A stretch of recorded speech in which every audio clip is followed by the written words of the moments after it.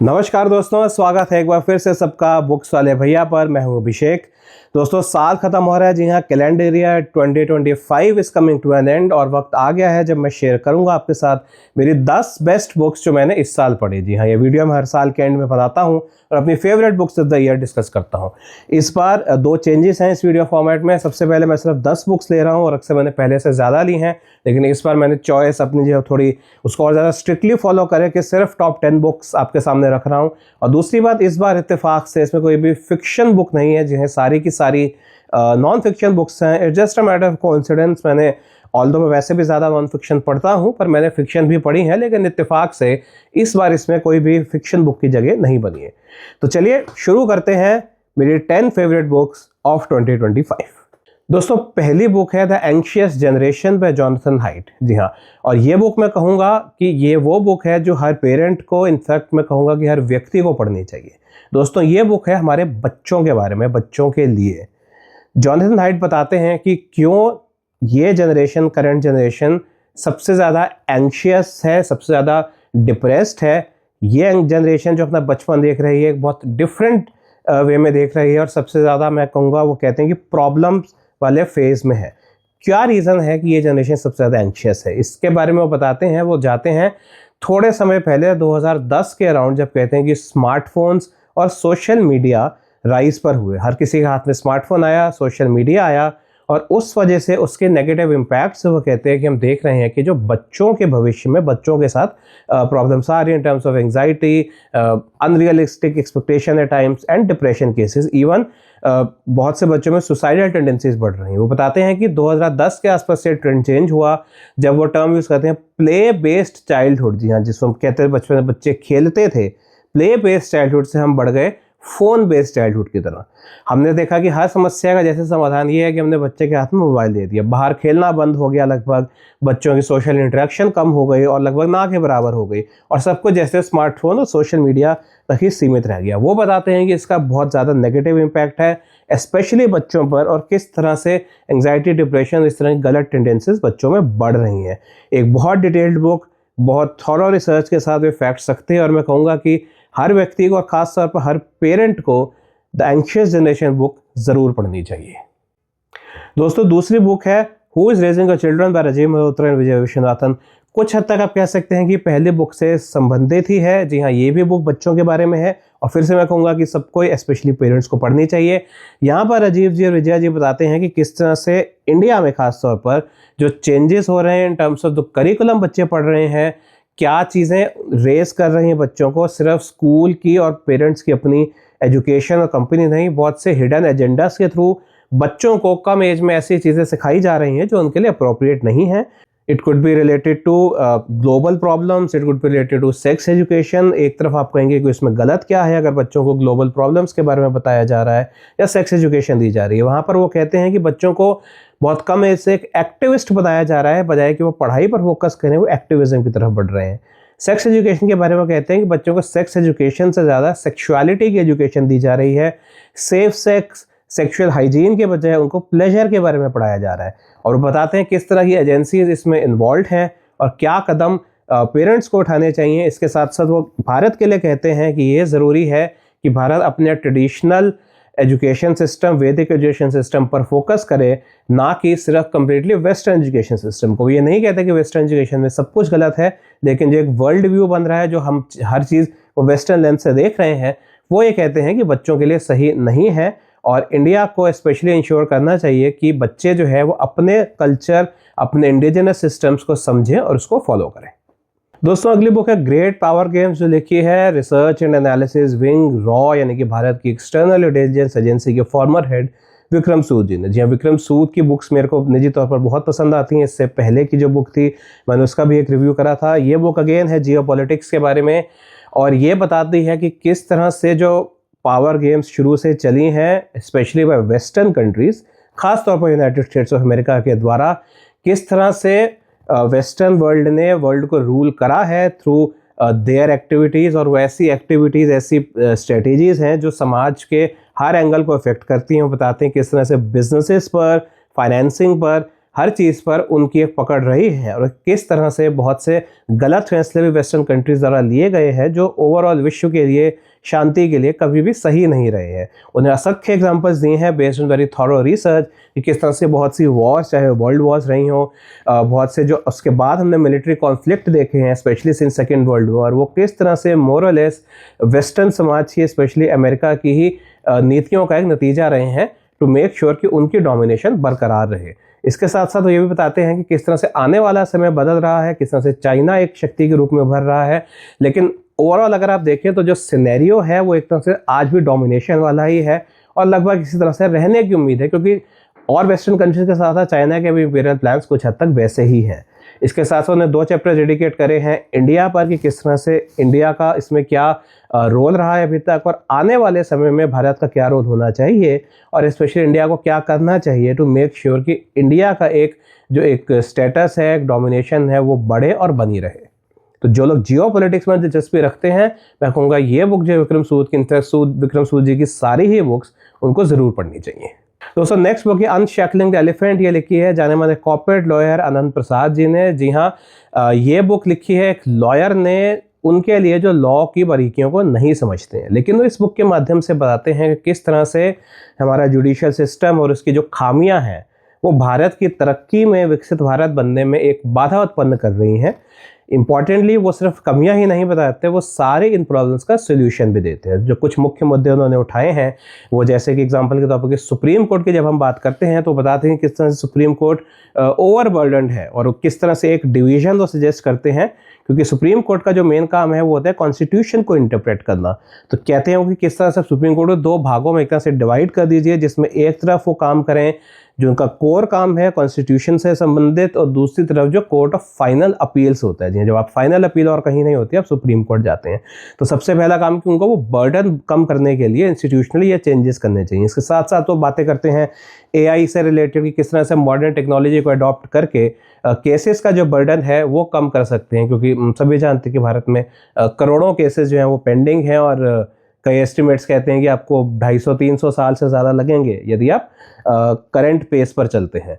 इस तरह के तमाम जुडिशियल रिफॉर्म्स को बताते हैं। उन्होंने बहुत ही सिंपल लैंग्वेज में इन चीज़ों का समझाया है। तो यदि आप समझना चाहते हैं कि भारत को कैसे बेहतर बनाया जाए इन terms of the judicial reforms, और साथ साथ आप कानून की समझ बिल्कुल नहीं रखते मेरी तरह, क्योंकि मैं एक लॉ बैकग्राउंड से नहीं हूँ, ये बुक मैं कहूँगा कि बहुत ही उपयोगी सिद्ध होगी। बहुत ही प्रैक्टिकल बुक है। उन्होंने कोई अननेसेसरी क्रिटिसिज्म नहीं किया, उन्होंने जहाँ जहाँ क्रिटिसिज्म करा है उसके साथ साथ बहुत स्ट्रॉन्ग सॉलिड उन्होंने सॉल्यूशंस बताए हैं जो कि प्रैक्टिकली अगर हम देखें, इम्प्लीमेंट करें तो वास्तव में हम एक जुडिशियल रिफॉर्म्स को बहुत अच्छे स्तर तक ले जाकर अपने देश को समृद्ध और बेहतर बना सकते हैं।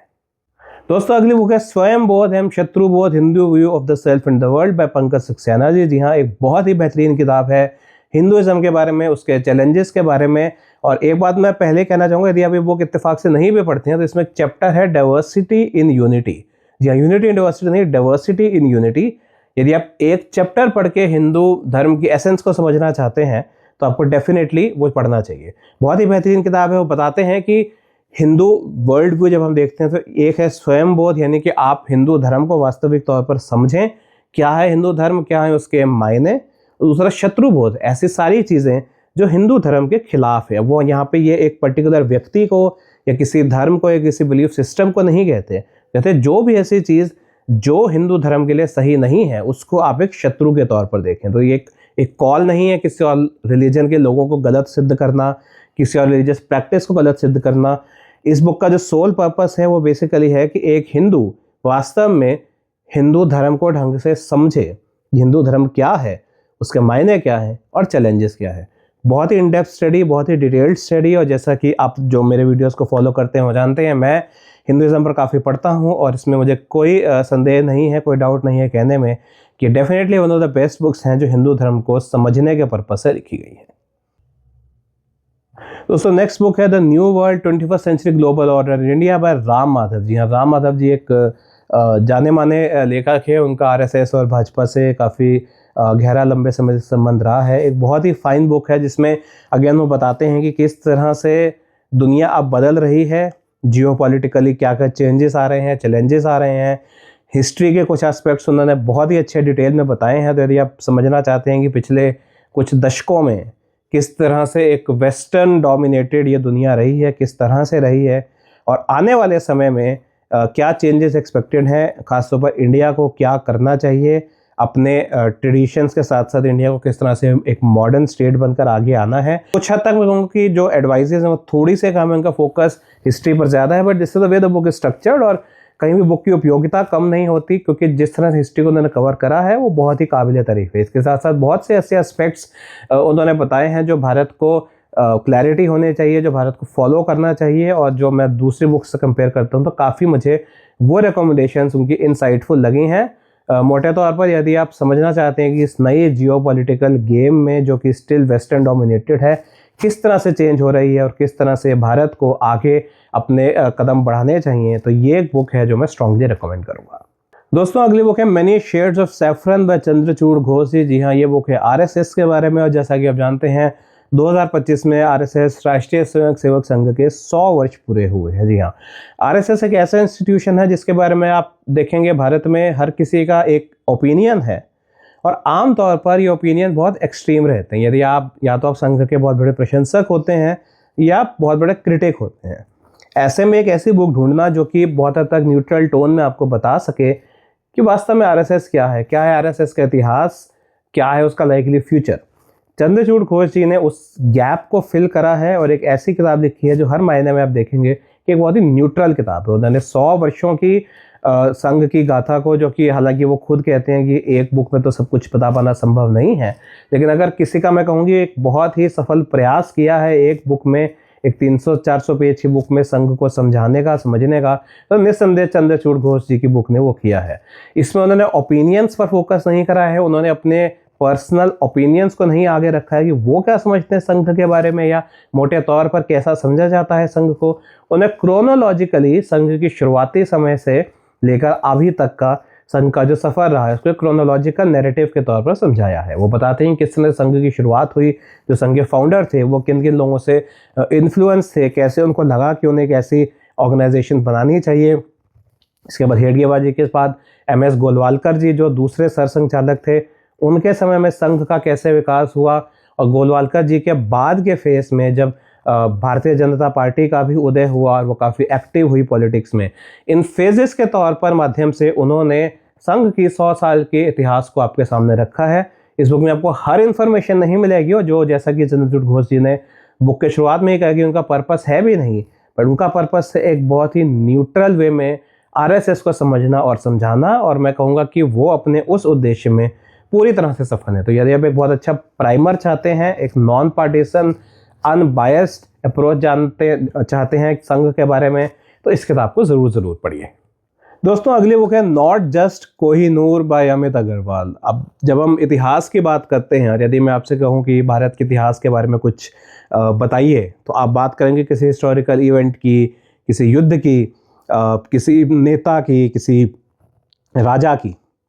अमित अग्रवाल जी ने एक बहुत डिफरेंट अप्रोच रखी है इस बुक में हिस्ट्री को समझाने की, वो है इंडिया के डायमंड्स। जी हाँ, कोहिनूर की जब हम बात करते हैं, यदि आप बात करें डायमंड्स की, तो आपकी ज़ुबान पर एक नाम आएगा कोहिनूर। लेकिन वो बताते हैं अपनी डिटेल्ड रिसर्च से कि जब हम भारत के डायमंड्स की बात करते हैं तो सिर्फ कोहिनूर ही नहीं, बहुत से ऐसे डायमंड्स और ज्वेल्स हैं जो भारत के इतिहास का एक अंग है। किस तरह से इन डायमंड्स की क्या स्टोरी है, इन रत्नों की, ज्वेल्स की क्या स्टोरी है, किस तरह से भारत के कल्चर का, भारत के इतिहास का प्रतीक है, क्या क्या वॉर्स में या किसी तरह के लूट में, प्लंडर्स में इन ज्वेल्स के साथ हुआ जब हम भारत को एक समृद्ध देश कहते थे, और किस तरह से जब भारत को लूटा गया तो इन डायमंड्स को, इन ज्वेल्स को भी नहीं बख्शा गया, और ये सब किसी और डायनेस्टीज़ का पार्ट होते गए। किस तरह से जब हम कहते हैं कि हम भारत की अगर इतिहास को समझने का प्रयास करते हैं, तो आप इस बुक से समझेंगे कि हाँ, हमें भारत के जो ये पोजेशंस हैं, कोहिनूर, डायमंड्स और अलग अलग तरह के ज्वेल्स, उसको हम नज़रअंदाज नहीं कर सकते।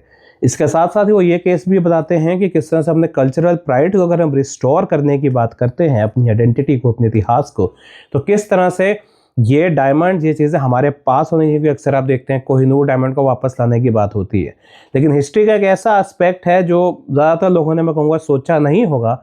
अक्सर जो डायमंड या ज्वेल्स ऐसी चीज़ उसको हम एक इतिहास के फुटनोट्स के तौर पर देखते हैं, लेकिन ये बुक पढ़ के आपको इतिहास ये एहसास होगा कि किस तरह से इनका अपने आप में एक बहुत बड़ा इतिहास है। और जैसा मैंने कहा, एक बहुत डिफरेंट टेक है हिस्ट्री पर। मेरी जानकारी में ऐसी बुक्स ज़्यादा नहीं लिखी गई हैं। एक बहुत अलग, एक बहुत ही अच्छा प्रयास किया गया है अमित अग्रवाल जी ने भारत के इतिहास को देखने का, समझने का। तो यदि आप एक हिस्ट्री बफ हैं तो मैं कहूँगा इस बुक को आप ज़रूर पढ़िए। दोस्तों, अगली बुक है forgotten Kashmir, the other side of the line of control by ambassador Dinkar Srivastava ji. हाँ, दिनकर श्रीवास्तव जी एक राजनयिक हैं और कई देशों में भारत का प्रतिनिधित्व कर चुके हैं। उन्होंने एक किताब लिखी है नॉट एग्जैक्टली पाकिस्तान पर, but rather Pakistan occupied Kashmir पर। जी हाँ, अक्सर मैंने देखा कि हम जब बात करते हैं पाकिस्तान की तो हम पीओके को इस तरफ एक ये भाग मानते हैं कि जो पाकिस्तान के पास है, और इतिहास की जब हम बात करते हैं तो अक्सर हम उसको लिंक करते हैं पाकिस्तान से और कश्मीर से बिफोर इंडिपेंडेंस।